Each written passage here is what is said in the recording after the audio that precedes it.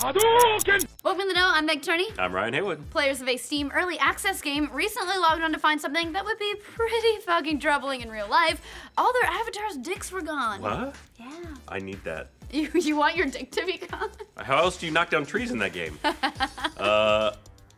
By the way, I really hate it when I wake up with my dick's gone. Yeah, That's your just dick's not a just way that I something want to start my day. No. It's more than just a missing virtual package, however, as their avatar's gender had been swapped entirely, with no way to reverse the change. Now, unsurprisingly, players took a bit of issue with the whole change, specifically because they didn't have any control over what gender they were assigned. Starts to sound like real life. Oh.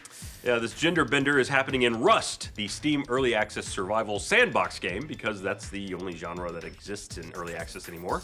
And it introduced female models for the first time in a recent update. Previously, all models in the game were male. When the update rolled out, it wiped all server data and permanently assigned each player's gender based on factors in their Steam ID. Now, according to developer Facepunch, this was all totally intentional. You know what? I feel like you would be a girl. From their blog post about the update, Facepunch said, "We understand that you may now be a gender that you don't identify with in real life. We understand this causes you distress and makes you not want to play the game anymore." As to whether or not they would change that because you're unhappy, they said, technically nothing has changed since half the population was already living with those feelings. The only difference is that whether you feel like this is now decided by your Steam ID instead of your real life gender. Really? Their statement was, "We understand this causes you distress"? We get it. Yeah, you're mad, but now some other people were mad before, so that's cool. That's life. This type of kerfuffle over assigned physical attributes has happened previously in Rust. Last year, the developer added random variables including race and even penis size into the game, assigning both to your character permanently. How about you just leave people's fucking characters alone?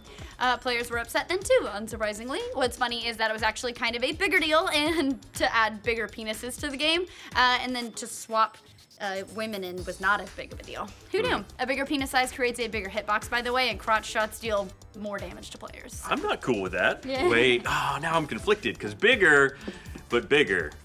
Size isn't everything, guys. Yeah, according to Facepunch, females or males won't have any differences in stats, so a bigger dick did actually affect your play more than being a woman will. Yeah, it's actually kind of interesting how much this parallels the lack of choice many have in real life about our appearance, which is everyone, and for the developer, that's at least part of their point. For them, it's more about creating an interesting, diverse world.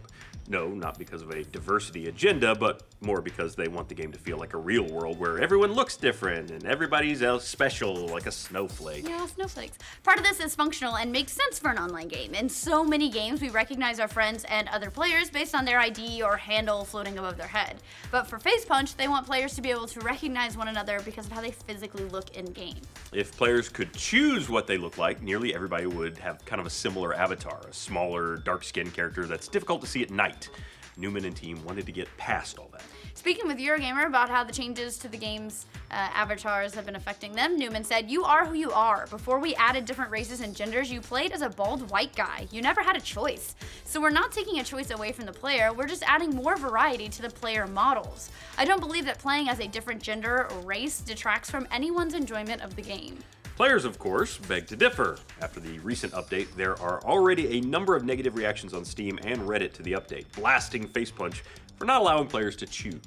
These comments include statements like, "I'd rather be an Asian woman, but since I can't choose and the game may very well force me to be a white man, I'm not going to bother." Or get a boner.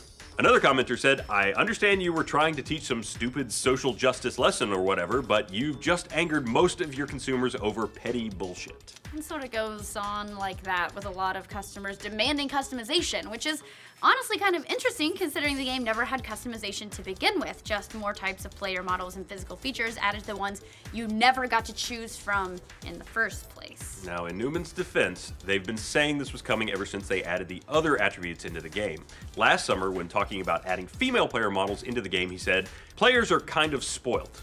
They hate not being able to do things. It's how we've been brought up in games." He went on to say, "I'm more interested in seeing what happens when we add the female model, whether women will get attacked more because they're perceived as weak, or whether they'll get attacked less because they're perceived as vulnerable. That stuff is interesting to me."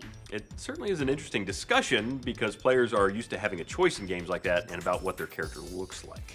Yes, and on the flip side, we also play hundreds of games per year that have no customization options. In that sense, players are already used to having certain things like gender, facial features, etc. thrust upon their digital avatar. The difference here is that in a persistent online game, people tend to want to have more ownership of the character that they're playing day in and day out. Facepunch seems to want players to let go of that idea and just focus on playing the game. Yeah, but it's hard to do, honestly, and they shouldn't have to. If you're gonna have customization, let people pick what they I don't understand having the ideas, the models there, and then not letting people pick whatever. It's your game. Do what you want. Hey, that's life. A lot of players, by the way, feel like it's important for them to express who they are by picking someone who looks the way they want to look in-game. However, some research shows that this isn't exactly the case. While it has been a long-held belief that players choose their avatar to express themselves, a 2014 study showed that most of what players do with their avatars is whatever they think will help them get more benefits in the game. So smaller hitboxes or giant penises to woo the ladies. A lot of that is done subconsciously, by the way. Even if we pick a woman or a man to identify with in our game of choice, we do it because we think it will allow us to succeed for some reason. For Newman and crew, that's what players are reacting to more than being assigned a gender or race they don't actually want. Players don't like to feel limited in their choices because then it feels like they're not going to take control of how well they perform. In another interview, Newman said of players who complain, they're not game designers. Their ideas generally involve making it so they can win at the game more. He later added, paying $20 for a game in early access gets you a copy of the game. It doesn't buy you a chair at the head of the designer's table. Jesus. Again, you have all the options. Let players choose. Whatever, I'm totally on y'all's side a little bit on this one. As for whether or not players will respond well to the change in Rust, they're already not doing well. The game has outlasted lots of player complaints before, so maybe they'll keep on keeping on. The game's got more than 3.6 million owners on Steam at the moment, and the player numbers have held steady over the last 6 months, despite their previous changes. So, while players may want more control over their avatar's appearance, they never really had it in the first place. It'd be one thing if the game was removing choice and then forcing players into cosmetic changes they didn't want. Yeah, but I mean, they are kind of forcing them into cosmetic changes they might not have wanted. I don't know. That's life. I feel very devil's advocate on this one. This is how I was born. It's true. It would also be a different matter altogether if things like height, gender, weight, or other skill attributes were assigned that affected what your character could or could not do in the game. Again, that's not the case here, except for, big virtual dongs, because they take more damage. It's true. They're dangerous to have. Yes, they are. We'll just have to see where the experiment goes. Fingers crossed for booby sliders. I want giant random tits. So what do you guys think of Rust forcing genders on your players? Does it matter? Do you care? Let us know in the comments down below. Could you just not see down if you... Yeah, oh, absolutely. And for more updates on gender swapping and dong damage, like this video and subscribe to the know. Dong damage. That's the no, not I feel like all dongs, even if it's big, it still just go to sucks. heaven? No, it's like if you get kicked in the dong, if you have a big dong, it's gonna suck. I gotta say, I know that this is inconvenient because Yeah. of the bouncing, but this is inconvenient too because your legs are there, and when you're running, it's like things doing this. Right. And there's it's like. But if you had a huge dong, do you feel like it would hurt more if you ran?